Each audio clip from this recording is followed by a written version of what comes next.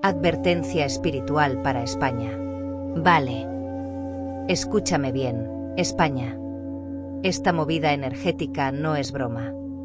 Hay una sombra moviéndose entre relaciones y decisiones. Este mes vas a ver quién te apoya de verdad y quién solo está por interés. Tu ángel advierte. No ignores la incomodidad. Es tu alma protegiéndote. El que se va, te libera. El que se queda, te eleva.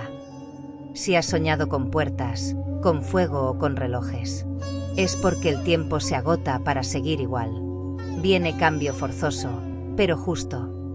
Respira profundo y di: acepto la verdad aunque duela. Mensaje del mensajero de luz. Comenta tu ciudad y signo, y te respondo.